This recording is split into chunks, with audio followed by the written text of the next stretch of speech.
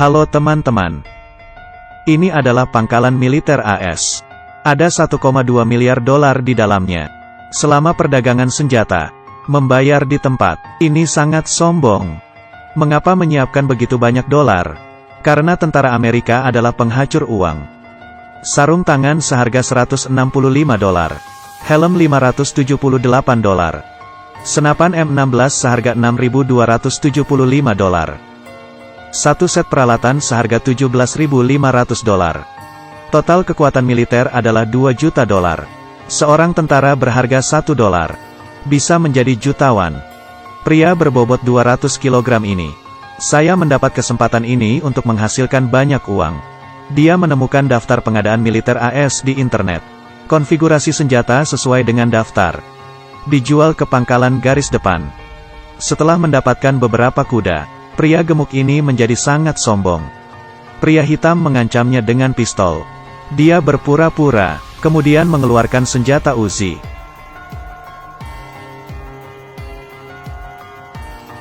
Pria kulit hitam itu tampak pucat karena kekuatan. Kemudian kabur dengan cepat. Pria gemuk ini memanggil temannya. Kemudian mereka masuk ke grup. Dan mencoba kacamata malam tentara. Berbicara tentang bisnis di kantor. Sangat bagus dan lancar. Dia memberitahu pria itu, perusahaan senjata besar, tidak mau menerima pesanan kecil. Dan dia hanya bisa memesan sedikit. Hasilkan ribuan dolar sekaligus. Selama hari-hari yang kecil. Ini disebut teori serpihan roti. Mendengar itu dia sangat senang. Memberikannya sebuah tugas. Dengan cepat dia menemukan tugas itu. Menghasilkan banyak uang. Keduanya mendapat banyak pesanan besar hari ini. Untuk Korpos Marinir YLK. Sediakan satu set pistol Beretta. Bernilai 3 juta dolar. Keduanya segera menghubungi pabrik. Orang yang mengangkatnya. Dikirim dari Italia ke Yordania. Transportasi dari Yordania ke YLK. Tetapi mereka ada sebuah masalah besar. Kontainer itu disita oleh pemerintah Yordania. Mengingat pesanannya akan berwarna kuning. Mendapat masalah itu. Jika ada masalah kali ini, mereka akan masuk ke daftar hitam. Jangan pernah berpikir untuk berbisnis dengan militer AS. Tetapi saat ini ada sedikit masalah. Sangat sulit menemukan pria gemuk itu. Dia membawa Ergazi, datang ke Yordania. Negosiasi dengan petugas bea cukai. Pihak lain mengabaikannya. Dia juga menyiapkan tidak sedikit uang. Beli ular lokal 5.000 dolar. Membiarkannya mengenal mafia lokal ini. Tapi tidak lama. Mendapatkan transportasi lain. Benar saja, mafia ini bekerja dengan sangat baik. 3 hari kemudian, mengirimkan senjatanya. Tapi izin transportasi tidak bisa diproses. Hanya truk dan pengendara yang disediakan. Dan mereka harus melewatinya sendiri. Hingga tiba di YLK. Pria ini sangat berani. Dia menyetujuinya. Membawa Ergazi bersama pemandu jalan. Kemudian di jalan dia bertemu 3 orang. Datanglah ke perbatasan. Diblokir oleh sekelompok tentara YLK. Harus memeriksa kargo mobil. Panduannya adalah tongkat yang tua. Ketahuilah bahwa dia membuka jalan. Mengeluarkan rokok, menyuap tentara. Mereka pun bisa lewat dengan bebas. Pemandu jalan memberitahu mereka. Di YLK bensin gratis. Jadi dia harus mencari pom bensin. Agar bisa isi ulang gratis. Mereka sama sekali tidak percaya. Pengemudi truk itu mudah marah. Dia mengendarainya dengan sangat cepat. Dia kemudian turun di pom bensin. Pergi ke sini untuk mendapat bensin gratis. Kedua orang itu tercengang. Karena pemandu jalan tidak muncul. Takut terjadi sesuatu dengannya. Sekelompok pria bersenjata muncul. Pria gemuk ini cepat mengemudikan truk. Dengan ketakutan. Tapi truknya kehabisan bensin. Tidak bisa pergi jauh. Saat itu, pemandu jalan muncul. Dia lari dan masuk ke mobil dengan cepat. Dia kemudian membuka pompa bensin. Dan menuangkan bensin ke dalamnya. Orang di belakang mereka, mengejar dan menembakkan senjata. Membuat peluru berterbangan. Cukup brutal. Tepat saat ketiganya putus asa. Tentara Amerika muncul. Membuat mereka bisa kabur. Ketiganya berhasil sampai di pangkalan militer AS. Bertemu dengan komandan. Komandan sangat menghargai keberanian mereka. Akan ada pesanan besar untuk mereka di masa depan. Di akhir, mereka berdua tercengang. Ada 1,2 miliar di gudang itu. Itu sangat banyak sekali. Membawa 3 juta dolar. Kedua orang itu di markas tentara AS. Kembali ke Amerika. Ergazi membeli sebuah rumah besar dan mewah. Membawa istrinya pindah. Pria gemuk ini lebih sombong. Setiap hari bersenang-senang. Pergi ke bar. Tapi mereka tidak tahu. Ada sebuah pesanan besar. Yang mendatangi mereka. 108.000 untuk senjata GP-30. 45.000 roket penerbangan. 100.000 untuk 7,62 peluru. Ini adalah pesanan besar markas tentara AS. Nilai total 300 juta dolar. Sedangkan di Amerika, tidak ada perusahaan senjata yang bisa menghasilkan pesanan ini. Mengeluarkan 100 juta untuk 7,62 peluru. Ini adalah kesempatan untuk menjadi kaya. Pria gemuk dan Ergazi datang ke sebuah pameran militer. Keduanya mendatangi stand senjata dan mendiskusikan kerjasama dengan produsen senjata. Tetapi mereka sangat cemas. Tidak ada satupun produsen senjata yang bisa membuat 7,62 peluru. Hanya beberapa perusahaan senjata yang dapat memperjuangkan pesanan. Yang lebih tidak nyaman adalah peluru tidak dapat dikirim ke pangkalan militer AS secara berkelompok. Harus diangkat bersama. Biaya pengiriman hingga 10 juta dolar AS. Keduanya tidak mampu membelinya. Keduanya mulai putus asa. Menghadapi tantangan ini tidak terlalu menguntungkan. Karena depresi, Ergazi datang ke kasino untuk bersantai. Dewi Keberuntungan datang lagi. Pialang senjata internasional kembali besar untuk menemukannya.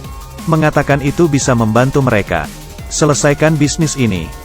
Ergazi datang dalam sekejap, memanggil pria gemuk, bernegosiasi dengan kepala belakang yang besar. Dia berkata pada mereka, saya tidak hanya bisa mengambilnya. Ini adalah peluru 7.62. Bahkan roket dan granat yang mereka perlukan bisa dipasok bersama. Lebih penting lagi, sebuah peluru 7,62 hanya ada 10. Dan harga beli militer AS adalah 1 juta dolar. Sebuah flip adalah 9 kali keuntungan. Transportasi senjata lebih sederhana. Sewa pesawat angkut Rusia yang besar. Sebuah helikopter seharga 80 juta dolar. Senjata dan amunisi ini, hanya pria ini yang memiliki suplai.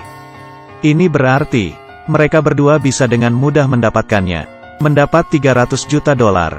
Tapi mereka berdua bingung, mengapa pria ini tidak menawarkan untuk dirinya sendiri. Jadi dia bisa menghasilkan lebih banyak. Tapi dia sangat tenang. Dia berkata dia adalah target penting. Tidak bisa bekerja sama dengan tentara AS. Keduanya langsung mengerti, langsung memutuskan untuk bekerja sama. Setelah berbincang dengannya, keduanya datang ke Albania, bertemu dengan supervisor persenjataan. Di dalam gudang senjata, semua senjata dan amunisi baru. Puluhan kontainer, berisikan peluru 7.62.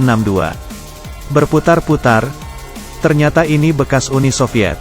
Pada Perang Dingin ini tempat senjata mereka. Datang ke tempat seperti ini. Melihat banyak senjata dan amunisi. Biaya kehancuran sangat tinggi. Sangat berbahaya untuk disimpan.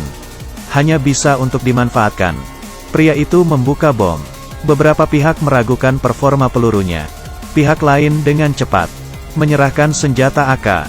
Biarkan dia memverifikasi secara pribadi. Dia tiba-tiba menyadari bahwa peluru ini bekerja dengan baik. Membayar setoran segera, membeli senjata yang ada di daftar. Saat kembali, mereka menemukan harga senjata, mengirim tagihan ke markas militer AS. Tapi kali ini volume pembeliannya sangat besar. Perlu menyiapkan banyak bahan. Ergazi dan pria itu sangat gila. Banyak kualifikasi yang ditempa. Berhasil menghubungi bos militer. Kesempatan untuk bernegosiasi. Dua orang memegang koper. Di dalam Pentagon, setelah orang-orang besar meninjau kutipan dan kualifikasi. Semua sangat senang, menghargai keduanya. Selamat untuk mereka yang mendapatkan kesempatan kerjasama ini. Tapi pemimpin ini sangat nakal. Dia memberitahu kedua orang ini. Perusahaan lain mengutip 350 juta dolar. Kalian lebih murah 50 juta dolar. Pemimpin ini sangat teliti. Tapi pria ini tidak bisa marah. Saya merasa saya sudah menghasilkan 50 juta. Dia merasa kecewa saat keluar dari ruangan. Ergazi menghiburnya. Menghasilkan 200 juta hampir sama dengan 250 juta. Pria gemuk ini menjadi lebih tenang. Memulai memikirkan transportasi senjata, dan menangani masalah. Harga yang murah untuk 2 orang. Pekerjakan penduduk Albania. Penanganan senjata dan amunisi. Sekotak peluru di depannya.